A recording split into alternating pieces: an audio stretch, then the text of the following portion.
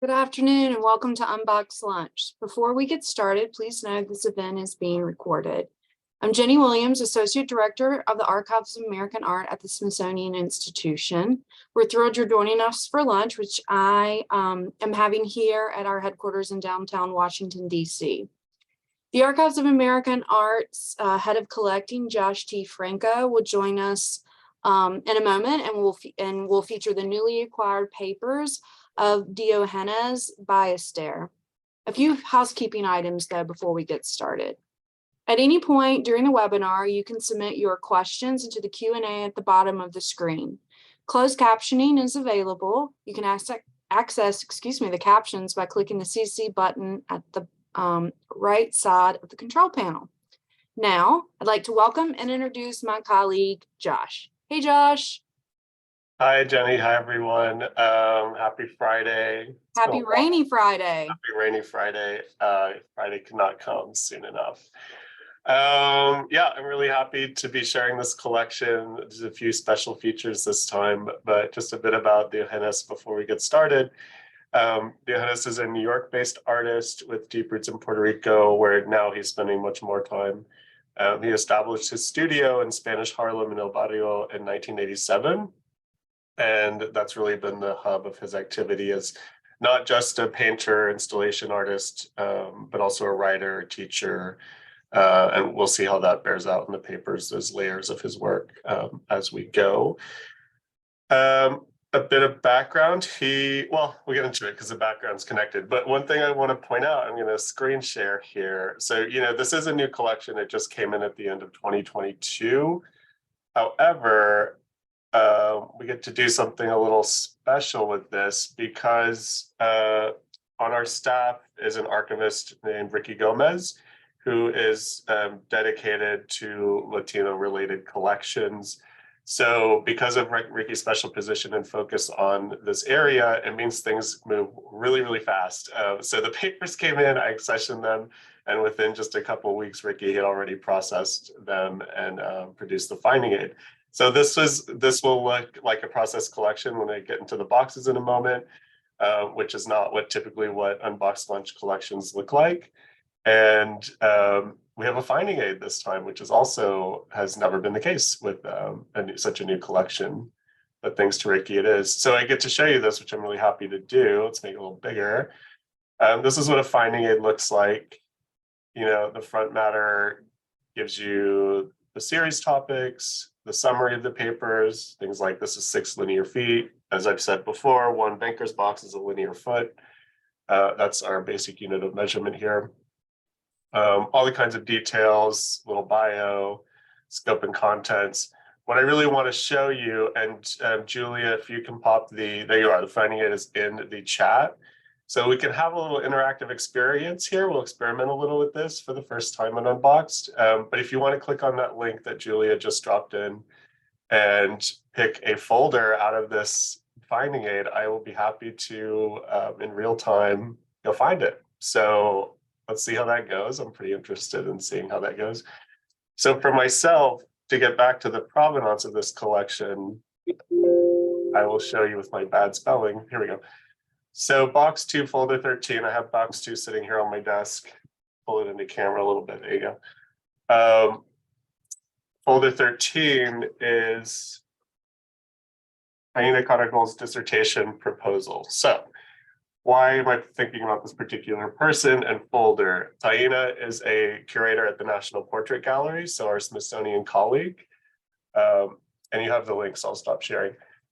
And when probably around 2016, 2017, when I'd been at the archives a year or two, Taina introduced me to Diogenes and urged me to visit with him about his papers.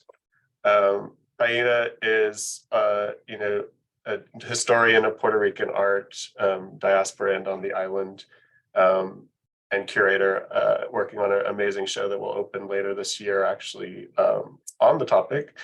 And yeah, so she introduced me to Diogenes and began that conversation when I was in the position of Latino collection specialist here at the archives. And so it was fun to go through the papers, and she has a long scholarly, friendly relationship with Diogenes. And here's this, I'll show you the folder label. Taina B. Caragol Loreto dissertation proposal. So she sent this to Diogenes at some point to review, get his thoughts. I'm sure he's mentioned in it. You see, great, keep things in order. We love an annotation. So that might be a note from Diogenes himself commenting on the contents of the proposal. And yeah. Josh, what's that note say? We couldn't quite read it. Oh yeah, I can't read it either. Let's see. It's something, so Taina's mentioning Nitza Tufino, another important artist and also scholar and activist in Spanish Harlem, central figure at the Taller, the print shop there, that as well. The handwriting is not gonna reveal itself. There's something about mosaics. So it's a good, a lot of researchers spend a lot of time deciphering handwriting here. I'm not gonna make y'all sit there while I try to do it. I see the word mosaics, so that's something. So thinking about maybe suggesting to Taina that she talked to Nitza Tufino about mosaics. So I just love that connection, and Taina remains our great colleague at Smithsonian. And this just shows how deep genealogies go. Genealogies of thinking, and I'll replace that later.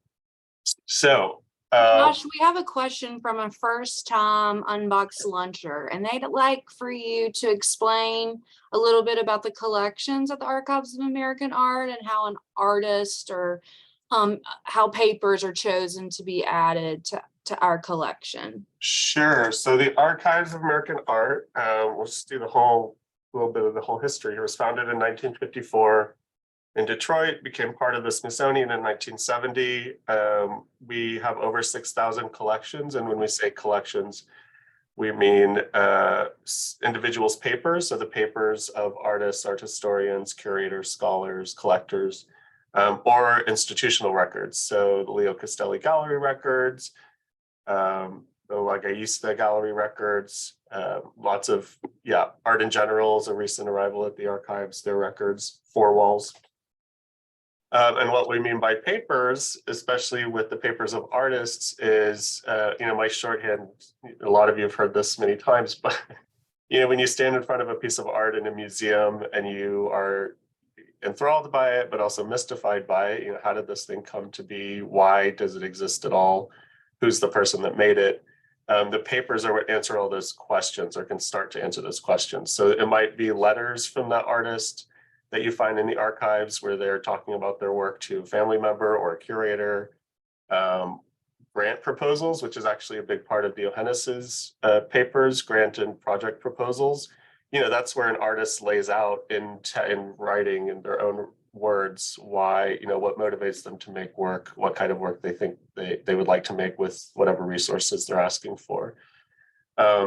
And for a researcher, those are gold. So, you can see exactly how a piece of art was formed, or an exhibition if it's the papers of a curator, for instance.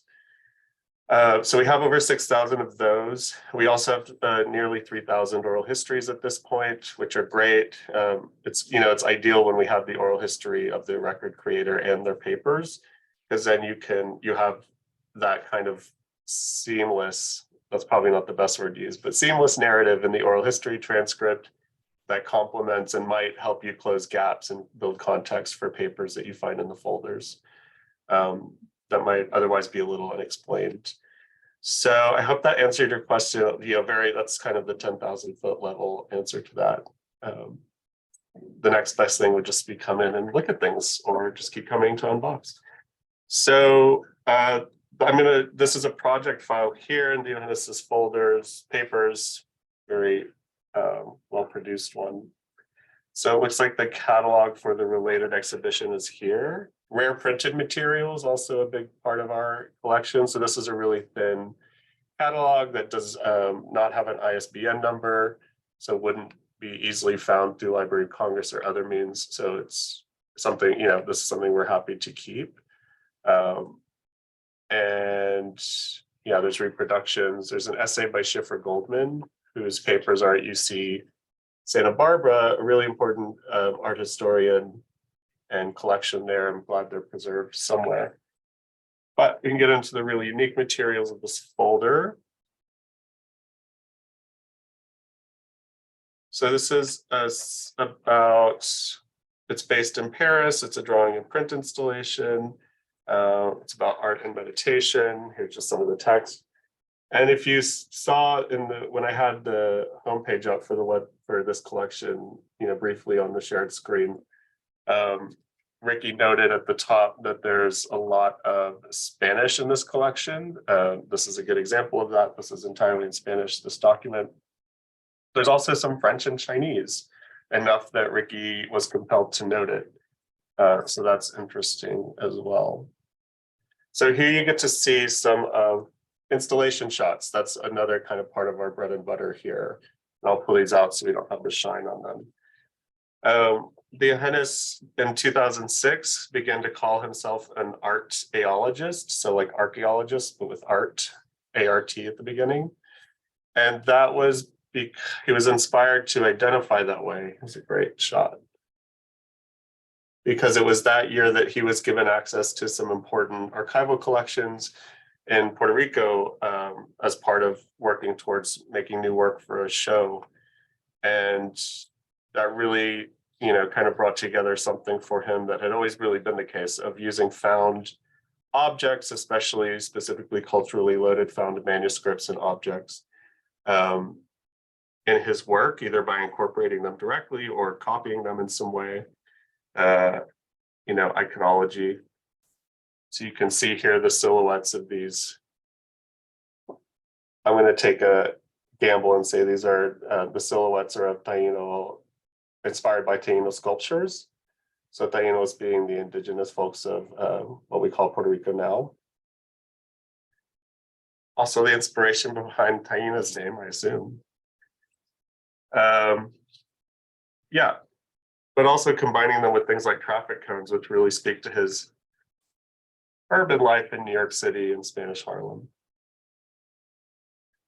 So these are great. And installations shots are so important because it's such an ephemeral thing like that. The art existing in this way only existed for a few months. And if it's not documented, then you just lose that information. And especially with altar kind of installation work, like Diogenes says, it's that much more important to understand how each element goes together and how it was installed. Josh, Ricardo says that he's here as a representative of Diogenes, that Diogenes is at an event, the House of Culture, and he's sorry not to be able to join us. So thank you and hello when you review the recording.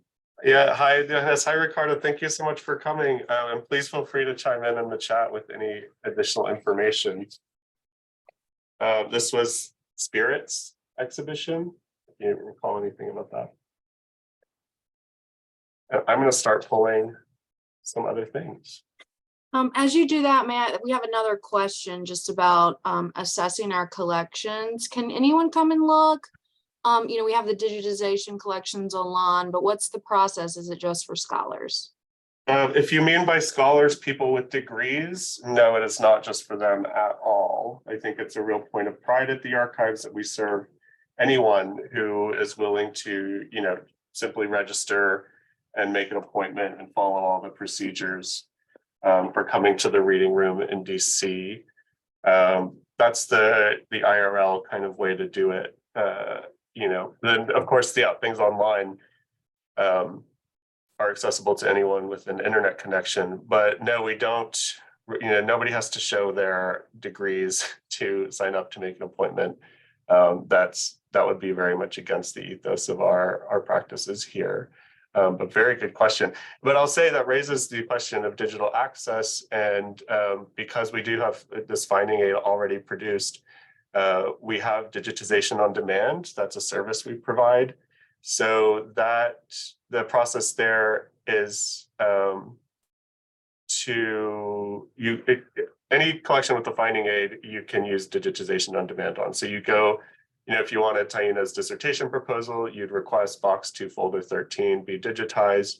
The fee is $37.50, I believe, for that folder.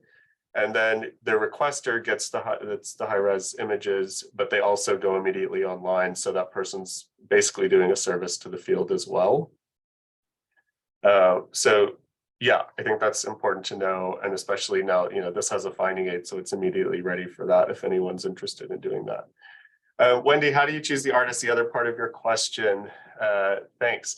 So we have a collection stewardship plan that's in the other corner of my office, so I would show it to you. It's a big meaty document broken down into 6 themes about lives of artists, research about artists, art services. Those are 3 of them I can recall off the top of my head. And then they go down into criteria for each of those, what the criteria of how the collectors determine research value. But the very short answer, if you don't want to just like dig into that document, which is very interesting, is I just tell people, imagine a researcher in the reading room.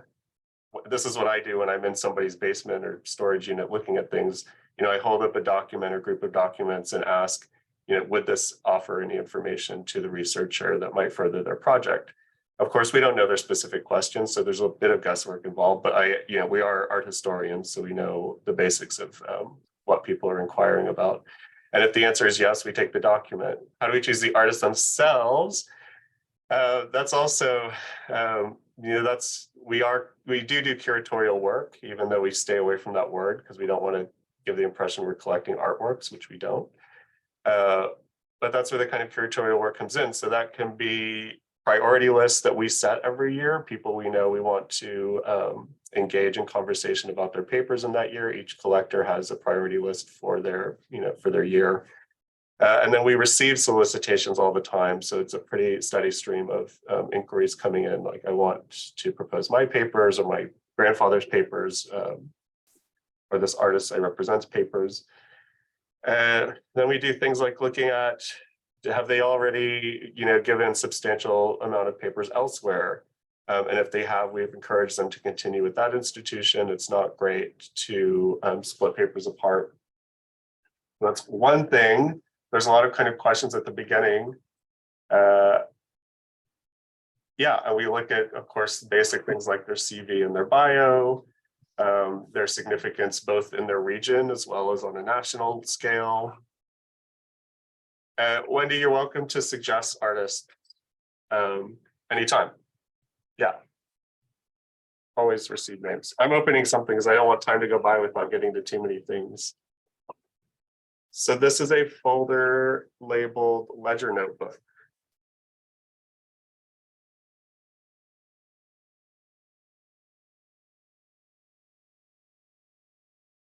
So this looks like a daily calendar. Got some phone numbers of some services here. Yeah, CV. Oh, I like this. So CV steel fabric. Diogenes is assuming a little, and there's some faded writing on this page. Probably a note about a fabricator. So that's something else that archives are really valuable for, is providing fabricator information, which is great for conservators in particular. So conservators often, or it's been the case that they can come to us to find out the physical nature of like a painting, say, and if they can find that information written down in a receipt or a document like this, then they can avoid actually having to cut into the painting, which is, of course, is conservation practice. If you have to, it's like taking a biopsy in a way, like taking a tiny sample of a painting to understand its chemical makeup, so then you can decide how to treat it. But if you can find the receipt, the invoice for the supplies in the artist's papers and know exactly what paint was used, that might save you from having to cut into the actual art object, which is of course never super advisable, but sometimes necessary. Budgets, love an artist budget, always very helpful. I think that's where the archives can be really helpful to younger artists, just starting to understand what it means to build a practice, which is essentially a small independent business. Diogenes has been really successful at his, so I think he'd be a great example for a young artist to look at in that way. Yeah, here's another materials list. Una caja de claros corrientes. Yeah. So one box of clear something. 3 inches, 50 pounds. Again, the handwriting is giving me trouble, but the facts are there, which is good.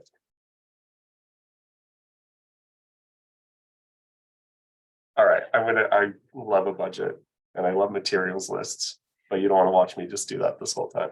So, but really good example of a helpful document for sure.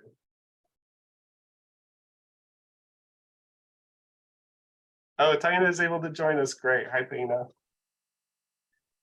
Yeah, I really, probably that's likely I could have found my way to Diogenes otherwise, because he is quite well known, but I'm really grateful that Taina really urged me early on and set up, made our introductions, so I got to spend time with him in the studio in Harlem, which was also great because I got to see the work. That's a great fringe benefit of our practices. We're not dealing with the artworks, but because it's in the space, we get to look at it a lot. And Diogenes is also known for his talent and production in encaustic painting, which is a really specialized and ancient form of painting. So I got to see some of those in the studio that I remember. So this is another example of like how studio practices are small businesses. So managing things like certificates of authenticity, which are gathered in this spiral notebook here. So this one's for a 2010 painting, Arqueología de la Memoria, Ellos Hablan, produced in Ponce. Oh, this is great. It's even as artist in residency at the city of Ponce, La Perla Theater Workshop. So that's all like really good information. You know where something was produced, what context it was produced in. Very nice. And then here's a list of multiple paintings. So for provenance research, a great thing. Let's get another box out.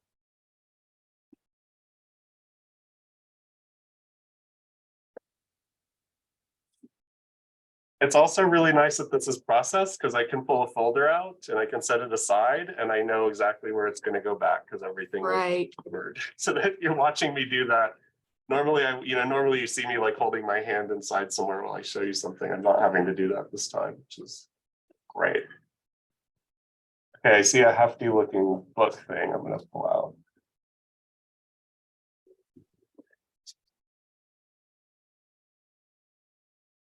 The label on this folder is guest book. Interesting.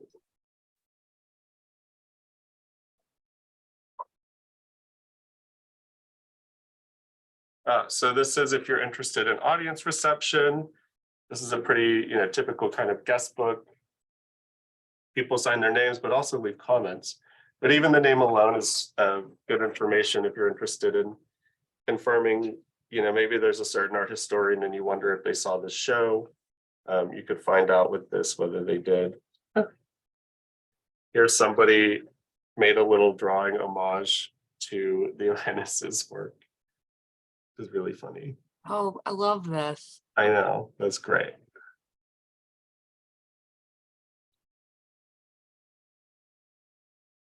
This is a great example of crossovers of our collection. I'm sure that there are names in there that are also part, we potentially have their collection. Yeah, that's what I was actually just looking for is I'm sure there are. Yeah, a lot of good stuff. Oh, and then somebody took a whole page. And it looks like they made a little portrait, maybe of themselves, maybe of Diogenes. So Diogenes, felicitaciones, congratulations, and this funny portrait. Do you know the event that is? I was just looking. So the only other thing here is this certificate. What's a folder? Or it's a certificate printed on a folder. So it's something from Ponce, from the Art and Culture Ministry. Yeah, it's an exposition. It's an exhibition of Diogenes as a painter. It was in March 1991. So that's from context, and I assume that Ricky put these together in a folder for a reason. He found them together. Oh, Oh, there's Tiny. Yeah, because Tiny, he didn't have a beard when I met him. So he had a beard in the He had a 90s. Perfect. Yeah. And that makes sense. This is 1991. That's what I'm telling you. See, this is research in action. It's great. Love it. That's why I wasn't quick to say it was him, because I knew him without a beard. But if he had a beard in the 90s, then I assume that's him. Right.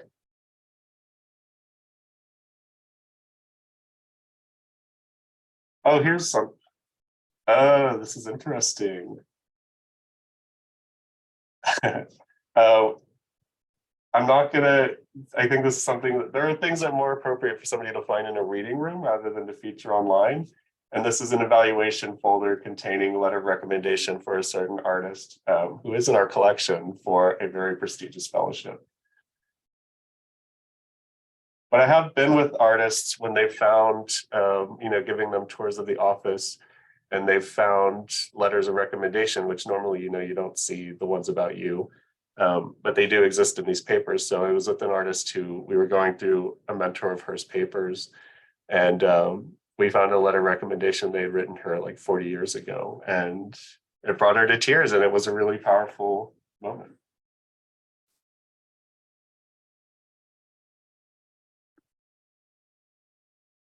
So there's artists who are like in their studios working all day, and that's what they do with all of their time. Then there are artists like Diogenes who are very active in their communities and their industries. So this is paperwork from an International Art Critics Association Southern Caribbean 2001 symposium at the University of Central Florida. And Diogenes is a very prolific speaker, essayist, presenter.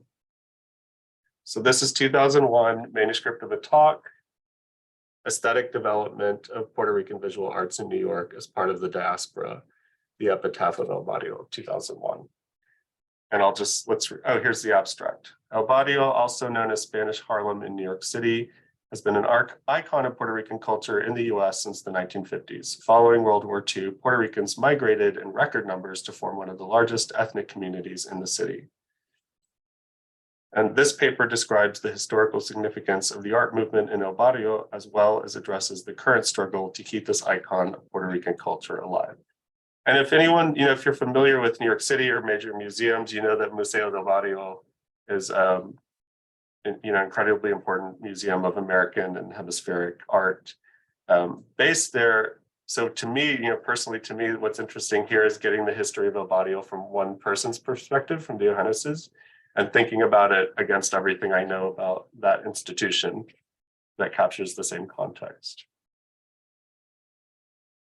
So we love a manuscript of a talk. Again, something that was ephemeral and happened. It's not published, but here we have the manuscript.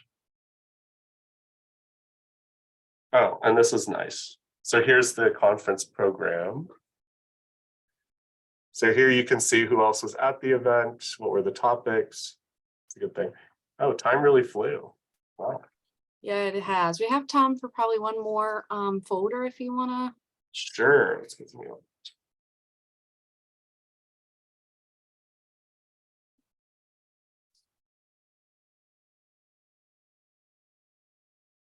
Let me go for one of these binders again.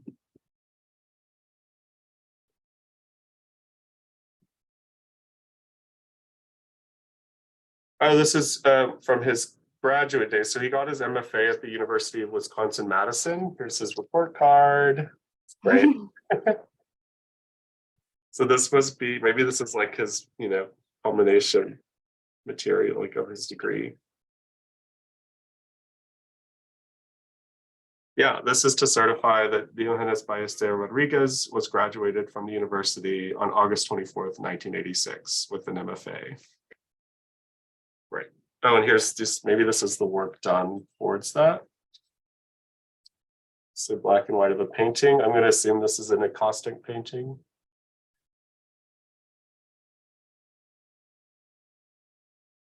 Lovely. What a great visual to end on. Yeah. Well, thank you, Josh. And as he said, the finding aid is available, and you can sign up through our website to view these papers in our reading room. Thank you so much, Josh. This was a great Unboxed Lunch, and thank you everyone for joining. We hope to see you at our program next month. Take care.